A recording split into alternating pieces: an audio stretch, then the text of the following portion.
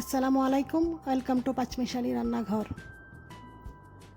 আজ আমি আপনাদের জন্য নিয়ে এসেছি সম্পূর্ণ আনকমন একটি রেসিপি, তরমুজের খোসা দিয়ে মুরগির মাংস রান্না। আমরা সবাই সাধারণত তরমুজের লাল অংশ খেয়ে থাকি, কিন্তু কখনই সাদা অংশটা খাওয়া হয় না। আজকে আমি তরমুজের সেই সাদা অংশ দিয়ে মজাদার একটি রান্না তৈরি করে দেখাবো।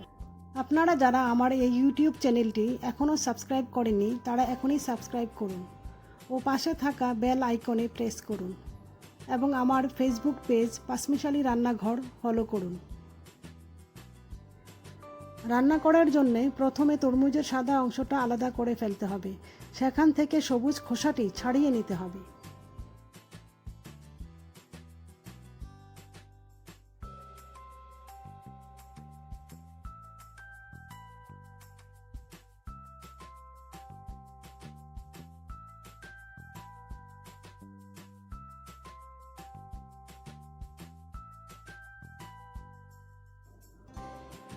সবুজ অংশটি ভালো করে ছাড়িয়ে সাদা অংশটাকে ছোট ছোট কিউব করে কেটে নিতে হবে। নিয়ে নিচ্ছি দুটি আলু, আলু দুটি কিউব করে কেটে নিতে হবে। আর নিয়ে নিচ্ছি হাড় ছাড়া মুরগির মাংস 1 কাপ, মাংসগুলো ছোট ছোট টুকরো করে কেটে নিতে হবে। সাথে লাগবে পেঁয়াজ কুচি, হলুদ গুঁড়া, লবণ, কাঁচামরিচ, আদা বাটা, রসুন বাটা, চিনি, গোলমরিচের গুঁড়া ও সয়াবিন তেল। এবার মিডিয়াম আঁচে চুলায় একটি প্যান বসিয়ে পরিমাণ মতো পানি দিয়ে কিউব করে রাখা তরমুজ সিদ্ধ করতে হবে।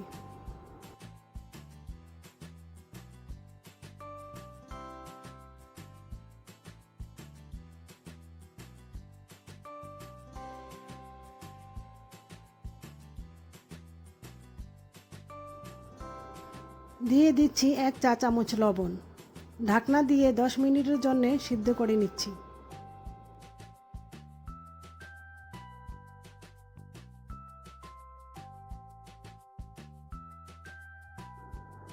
ঢাকনা উঠিয়ে সিদ্ধ করা তরমুজের অংশ উঠিয়ে নিচ্ছি।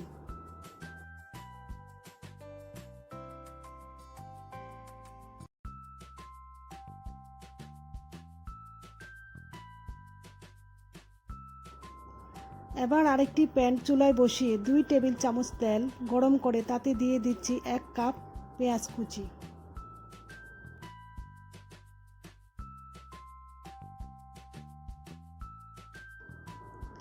1 চা চামচ লবণ,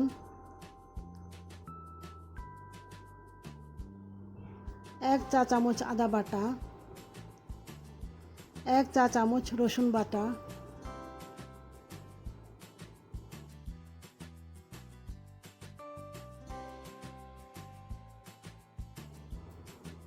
একটু নেড়ে চেড়ে দিয়ে দিচ্ছি পরিমাণ মতো কাঁচামরিচ। 1 কাপ মুরগির মাংস। আপনারা চাইলে মুরগির মাংসের পরিবর্তে গরুর মাংস দিয়েও রান্না করতে পারেন। দিয়ে দিচ্ছি 4/1 চা চামচ হলুদ গুঁড়া।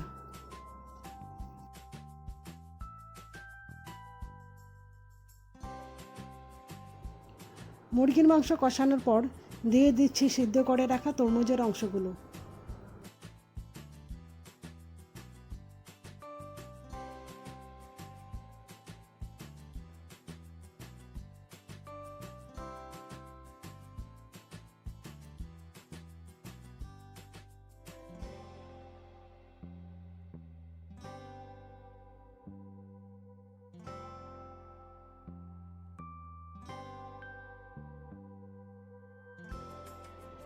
কিছুক্ষণ নেড়ে চেড়ে কষানোর পর দিয়ে দিচ্ছি কিউব করে কেটে রাখা আলুর টুকরোগুলো।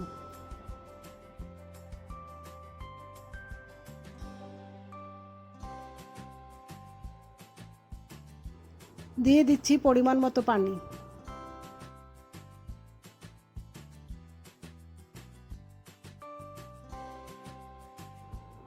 কিছুক্ষণ নেড়ে চেড়ে আবারও 10 মিনিটের জন্য ঢাকনা দিয়ে দিচ্ছি।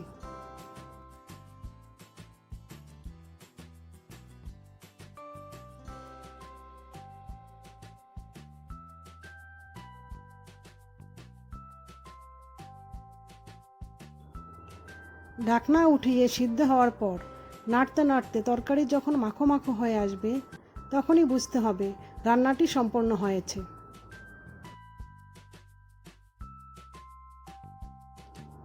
রান্নাটির স্বাদ বাড়ানোর জন্য দিয়ে দিচ্ছি আধা চা চামচ চিনি ও 1 চা চামচ গোলমরিচের গুঁড়া।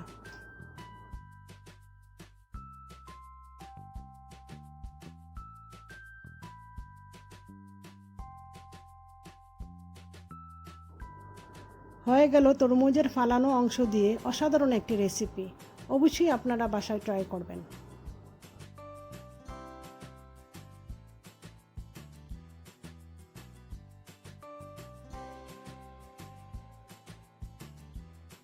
আপনাদের কোনো পছন্দের রান্না থাকলে অবশ্যই কমেন্টের মাধ্যমে জানাবেন, আমি ট্রাই করব।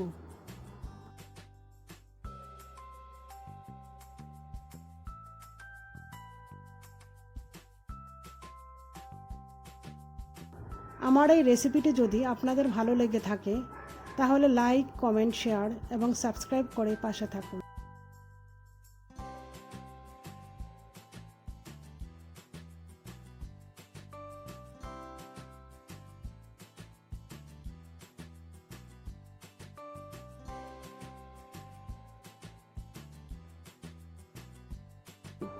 দেখা হবে পরবর্তী ভিডিওতে।